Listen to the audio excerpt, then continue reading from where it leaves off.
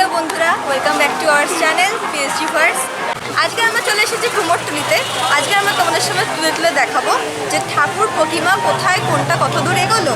কারণ পুজোয় বাকি আর মাত্র 1 মাস। তাহলে এবার দেখা যাক প্রতিমা কোথায়, কোনটা কত দূর এগোলো। চলো। কুমারটুলি, যা কুমোরটুলি নামেও পরিচিত, পশ্চিমবঙ্গের উত্তর কলকাতার একটি মৃৎশিল্প জেলা। এই স্থানটি তার শৈল্পিক কাজের জন্য সুপরিচিত, যেখানে পরিবেশ বান্ধব প্রাকৃতিক কাদামাটি, বাঁশ, শুকনো খড়, কাদা এবং মাটি ব্যবহার করে হিন্দু উৎসবের জন্য সেরা প্রতিমা তৈরি করা হয়।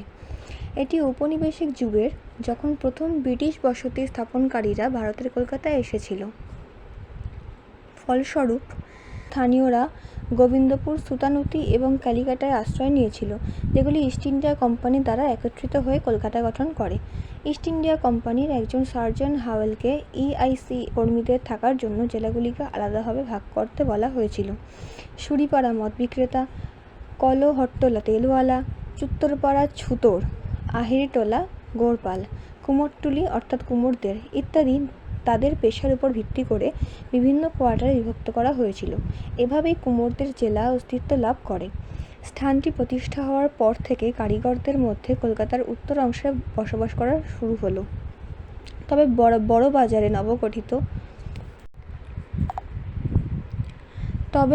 বাজারে নবগঠিত বিভাগের কারণে কারিগররা এলাকায় ছেড়ে যেতে বাধ্য হয়েছিল। এরপর কাদামাটি শিল্পীরা হুগলি নদীর কাছ থেকে আশ্রয় নেন, যেখানে তারা প্রাকৃতিক কাদামাটি ব্যবহার করে পুজোর জন্য দেবদেবীর পাত্র এবং মাটির মূর্তি তৈরি করেন, যা পরে কলকাতা এবং এর আশপাশের সম্প্রদায়ের পূজায় ব্যবহৃত হতো। প্রতি বছর কুমোরটুলির কুমোরেরা এই মূর্তিগুলি ভাস্কর্য করে জীবিকা নির্বাহ করে। ভারতীয় উপমহাদেশের বিভিন্ন উৎসব উদযাপনের ক্ষেত্রে ভারতীয় সংস্কৃতির এক মিশ্রণ। ঈদ থেকে দীপাবলি এবং বড়দিন থেকে লোহড়ী পর্যন্ত বিভিন্ন ধর্মীয় পটভূমির মানুষ প্রতিটি উৎসব উৎসাহের সাথে উদযাপন করে। কলকাতায় কুমোরটুলির কুমোররা জুন থেকে জানুয়ারি পর্যন্ত প্রতিমা তৈরির কারিগরি শুরু করে। কোন উৎসবটি আগে আসে তার উপর নির্ভর করে।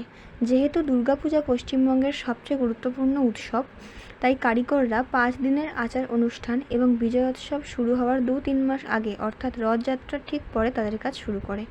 বাকি প্রতিমাগুলি প্রয়োজনীয়তার ভিত্তিতে তৈরি করা হয়। এগুলি প্রাকৃতিক কাদামাটি, বাঁশ, শুকনো খড়, কাদা এবং মাটি ব্যবহার করে তৈরি করা হয়।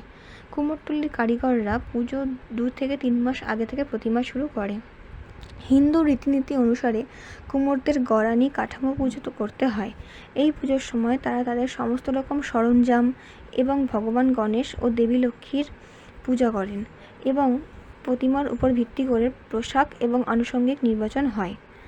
প্রতিমার ভিত্তি তৈরি করতে কারিগররা খড়, ধানের তুষ, নারকেলের আঁশ এবং পাটের সুতার মতন অত্যন্ত টেকসই কাঁচামাল ব্যবহার করে। প্রয়োজনীয় সমস্ত কাঁচামাল সংগ্রহ করার পরে কারিগররা তাদের জাদুকরী শিল্পকর্ম শুরু করে। প্রথমত প্রতিমা নির্মাতারা বাঁশ এবং শুকনো খড় দিয়ে প্রতিমাটি বেঁধে মডেলের একটি শক্ত কাঠামো তৈরি করে।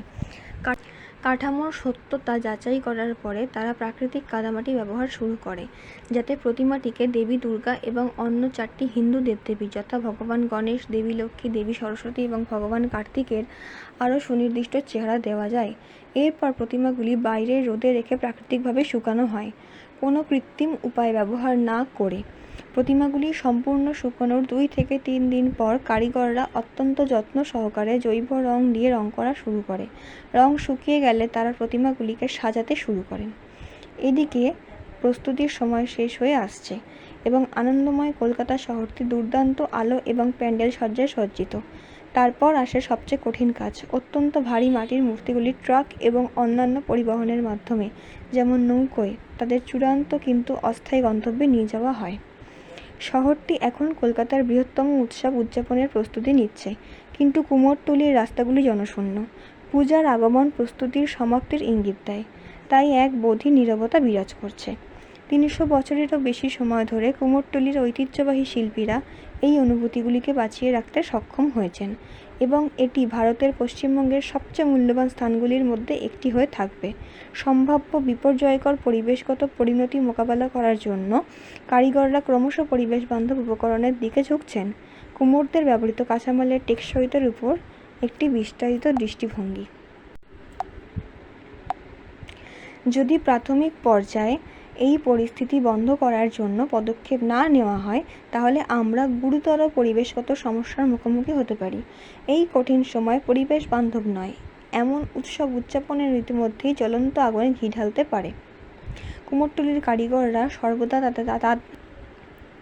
কুমোরদের ব্যবহৃত কাঁচামালের টেকসইতার উপর একটি বিস্তারিত দৃষ্টিভঙ্গি।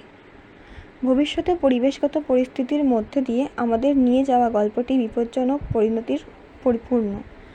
যদি প্রাকৃতিক বিপর্যয়ে কুমোরটুলির কারিগররা সর্বদা তাদের প্রতিমা তৈরিতে পরিবেশবান্ধব উপকরণ ব্যবহার করে আসছেন। মাটি এবং গোবর। হিন্দু বেদ অনুসারে দেবী দুর্গার মাটির প্রতিমা অসম্পূর্ণ বলে মনে করা হয় যদি প্রধান কারিগর তার প্রতিমা তৈরির সময় পতিতালয়ের মাটি, গোবর, গোমূত্র এবং গঙ্গা নদীর তীর থেকে কাদা ব্যবহার না করেন। প্রস্তুতিতে ব্যবহৃত মাটি জৈব পদার্থ, খনিজ পদার্থ, গ্যাস, তরল এবং জীবের একটি জটিল মিশ্রণ যা জীবন টিকিয়ে রাখার জন্য একসাথে কাজ করে। গোবরের পিঠা একটি পুনর্নবীকরণযোগ্য এবং টেকসই শক্তির উৎস। জীবাশ্ম জ্বালানি, কাঠকয়লা, জ্বালানি কাঠ, জ্বালানি ইত্যাদি ধরনের পরিবেশ রক্ষা করার জন্য গোবরের খোসা ব্যবহার করা যেতে পারে। বাঁশ এবং শুকনো খড়। কারিগররা বাঁশ এবং শুকনো খড়ের মতন অত্যন্ত টেকসই উপকরণ ব্যবহার করেন। এগুলি মাটির প্রতিমার শক্ত কাঠামো তৈরিতে ব্যবহৃত হয়। বাঁশ একটি খুব দীর্ঘস্থায়ী ফসল। এটি একটি দ্রুত বর্ধনশীল ঘাস যার বৃদ্ধির জন্য সার বা কীটনাশকের প্রয়োজন হয় না। এমনকি এটি তার শিকড় থেকে নিজে থেকেই পুনরুৎপাদন হয় যা পুনরায় ব্যবহারযোগ্য। এটি সম্পূর্ণরূপে জৈব অবচনযোগ্য, অ্যান্টিফাঙ্গাল এবং অ্যান্টিব্যাকটেরিয়াল। এই উদ্দেশ্যে বিশেষভাবে সুন্দরবন থেকে একটি বিশেষ ধরনের শুকনো খড় আনা হয় বলে জানা গেছে। ঐতিহ্যবাহী মাটি।